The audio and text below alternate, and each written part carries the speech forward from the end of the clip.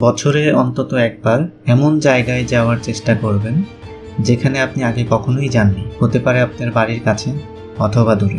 তোমাদের ভিডিওটা কিন্তু ইউটিউবে ছেড়ে দেব। জীবনের প্রথম আসায় জমিদার বাড়ি, আবার অনেক কিছু ঐতিহাসিক জিনিস দেখলাম, অনেক সুন্দর লাগছে। যেখানে গেলে আপনাকে বাঘ রুদ্ধ করে দিবে আর আপনাকে পরিণত করবে গল্পকার।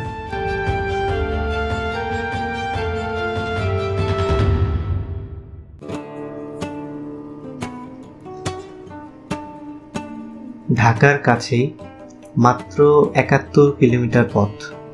বলছিলাম টাঙ্গাইল জেলার মির্জাপুরে অবস্থিত ঐতিহাসিক মহেরা জমিদার বাড়ির কথা।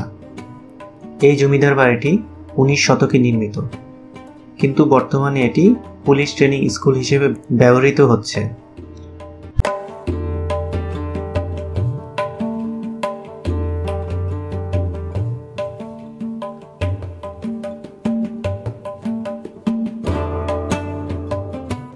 দেখতে পাচ্ছেন যে আমার সামনে বিশাল একটা পুকুর দেখা যাচ্ছে। এই পুকুরটাকে বলা হয় বিশাখা পুকুর, বিশাল একটা পুকুর। তো দেখতে পাচ্ছেন যে আমি যেখানটায় দাঁড়িয়ে আছি ঠিক আমার পিছনে হচ্ছে আপনার মহেরা জমিদার বাড়িটি অবস্থিত। একটু পরে হচ্ছে আমরা এটার ভিতরে ঢুকবো, এবং এই পুকুরটা কিন্তু এই জমিদার বাড়ির ঠিক সামনেই অবস্থিত। এই ফার্স্ট হচ্ছে আমি কোনো একটা জমিদার বাড়িতে আসলাম, তো আমি খুবই এক্সাইটেড এই জমিদার বাড়িতে আসলে কি আছে না আছে। তো চলেন আমার সাথে। মহেরা জমিদার বাড়িটি প্রায় ৮ একর বিশাল এলাকা জুড়ে বিস্তৃত। জমিদার বাড়িতে ঢুকতেই রয়েছে দুটি সুন্দর গেট। মূল ভবনের পিছনেই রয়েছে দুটি পুকুর, পশরা পুকুর এবং রানী পুকুর। মহেরা জমিদাররা শাহ বংশের ছিলেন। ইতিহাসের এক জায়গায় আছে যে ১৮৯০ সালে ৪ ভাই বুধাই শাহ, বুদ্ধ শাহ, হরেন্দ্র শাহ, কালীচরণ শাহ মিলে জমিদার বাড়ির পত্তন করেন। আবার অন্য এক জায়গায় আছে যে ৪ ভাই নয়, বরং কালীচরণ শাহ, আনন্দ শাহ ২ ভাই মিলে এই জমিদার বাড়ির পত্তন ঘটান। ইতিহাসে যতই মিল বা অমিল থাকুক না কেন, ১৮৯০ সালে যে কালীচরণ শাহ টাঙ্গাইলের মির্জাপুরে এই জমিদার বাড়িটি প্রতিষ্ঠিত করেছেন, এটা একেবারেই প্রমাণিত।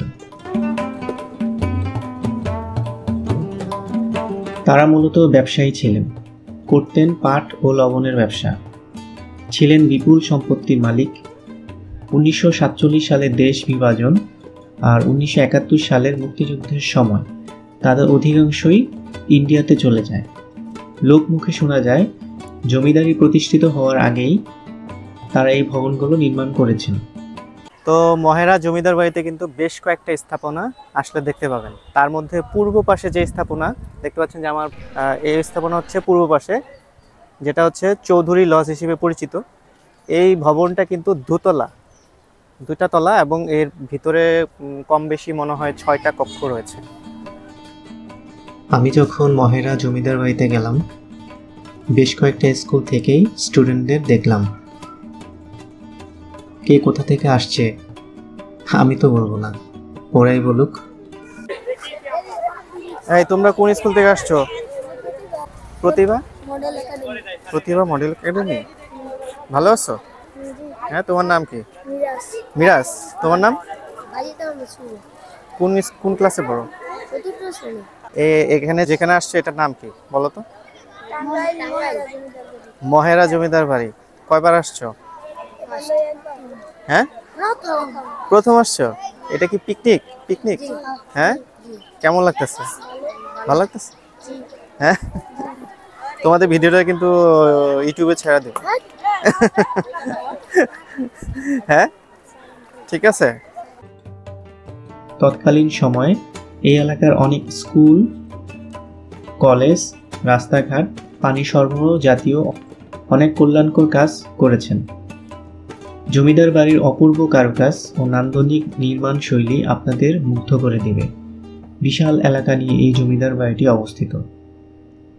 দেখলে মনে হবে কালের সাক্ষী হয়ে দাঁড়িয়ে আছে সবুজ ঘাসের উপর বিশাল শ্বেতপদ্ম। স্পেনের কর্ডোবা নগরীর আদলে নির্মিত ভবনগুলোর নির্মাণ শৈলী রোমান, মুঘল, সিন্ধু, কেকুদের সাথে মিল রয়েছে। মহেরা জমিদার বাড়িটি মোট 4টি ভবনে বেষ্টিত: মহারাজ লজ, আনন্দ লজ, চৌধুরী লজ ও কালীচরণ লজ। জমিদার বাড়ির ভিতরে সবুজ গাছপালায় ভরপুর। এই জমিদার বাড়িটি দেখার জন্য প্রতিদিন হাজার হাজার দর্শনার্থী ভিড় জমায় এখানে। মোহাম্মদ আলামিন ইসলাম। আলামিন ইসলাম কোন ক্লাস? ক্লাস 7 তুমি? Tarikul Islam Ratul class 8 Mohammad Shahrukh Sourav class 7। Mohammad Sohel Rana class 8। আচ্ছা, তো এই স্কুল থেকে কি ফার্স্ট আসলো নাকি এর আগেও আসছে? এটা ফার্স্ট টাইম। তোমাদের এই জায়গায় ফার্স্ট, তোমাদের এটা ফার্স্ট, আর স্কুল থেকে এর আগেও আসছে। আচ্ছা, ছেলে কয়জন আসছে, মেয়ে কয়জন আসছে? ছেলে প্রায় 30 জন, 30 জন, আর মেয়েরাও প্রায় 25 জন। আমরা শহীদ ক্যাডেট একাডেমি সবিপুর শাখা, মানে সবিপুর গাজীপুরে। আচ্ছা, স্কুলের সব যত সবাই একসাথে? হ্যাঁ, একসাথে আসছে। কেমন লাগতেছে এখানে আসলে? এখন আসে প্রথম অনেক ভালো লাগছে, জীবনের প্রথম আসায় জমিদার বাড়ি। আবার অনেক কিছু ঐতিহাসিক জিনিস দেখলাম, অনেক অনেক সুন্দর লাগছে। এবং যেমন হচ্ছে ঐতিহাসিক মানে থালা তারপরে কেমন ঘোড়া টোড়া এগুলো দেখলাম। তো তোমরা সবাই তো স্যারের সাথে আসছো? জি জি, স্যার ম্যাডাম সবাই একসাথে আসছো? হ্যাঁ। আচ্ছা, তো এই যে একা একা যে ঘুরতেছো, ভয় করতেছে না?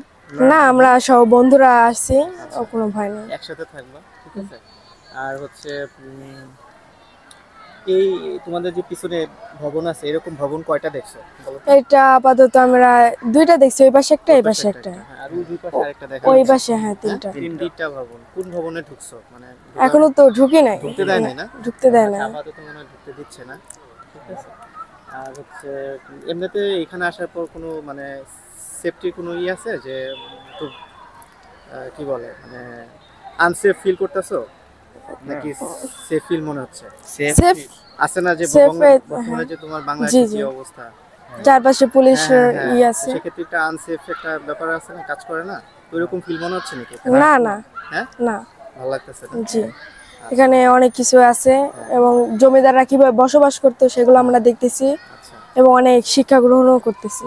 আর এই কোন কোন জমিদার এই ভবনগুলো তৈরি করছে জানো? এগুলো জানা না, এগুলো জানি না, এটা প্রথম আসলাম আমরা শহীদ ক্যাডেট একাডেমিতে শিক্ষা সফরে। ভালো লাগছে না তোমার? হ্যাঁ, অনেক সুন্দর লাগছে। আপা পরের বার কি আসার ইচ্ছা আছে? হ্যাঁ, অবশ্যই। হ্যাঁ, অবশ্যই আসার ইচ্ছা আছে পরের শিক্ষা সফরে। শিক্ষা সফরে তোমাদের কি প্রতি বছর এইভাবে? প্রতি বছর, হ্যাঁ। ঠিক আছে। পরিবেশ খুব সুন্দর হওয়ায় পরিবার নিয়ে এখানে এসে ঘুরে যেতেই পারেন, কারণ নেই কোনো বখাটেদের বিড়ম্বনা। প্রবেশ মূল্য মাত্র 100 টাকা। তো আমার পিছনে দেখতে পারতেছেন যে ভবনটা, এটাকে বলা হয় আনন্দ লজ। আর এই ভবনটাও কিন্তু 1890 সালে নির্মাণ করা। এই ভবনটা আপনার আনন্দ লজ, মানে অন্যান্য লজের মতো আনন্দ ভবন যে লজটা আছে এটাও কিন্তু 2 তলা, কিন্তু এই লজের মধ্যে রুম আছে মোট 12টা। আর বর্তমানে কিন্তু এটা হচ্ছে আপনার পিটিসির প্রশাসনিক ভবন হিসেবে এই লজটা ব্যবহৃত হচ্ছে। জমিদার বাড়ির সবার পশ্চিমে রয়েছে মহারাজ লজ, যার মোট কক্ষ সংখ্যা 10টি। নির্মাণকাল ওই 1890 সালেই। মহারাজ ভবনের সবচেয়ে পরিচিত ব্যক্তি ছিল গজেন্দ্র কুমার রায় চৌধুরী। তিনি ব্রিটিশ আমলেই সম্মানিত বিচারক ছিলেন। এছাড়াও রয়েছে কাছারি বাড়ি, গোমস্তা বাড়ি ও দিঘি। জমিদার বংশের পরবর্তী প্রজন্ম সবাই বর্তমানে রায় চৌধুরী পদবি গ্রহণ করেছেন।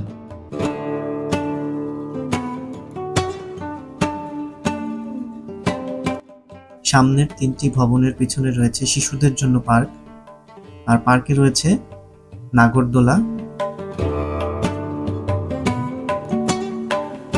রয়েছে দোলনা,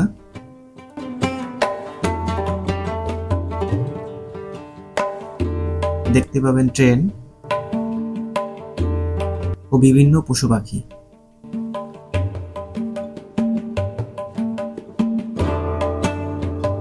জীবন তো এমনই, চলার পথে নতুন নতুন মানুষের সাথে পরিচয় হওয়া, তাদের সাথে গল্প করা,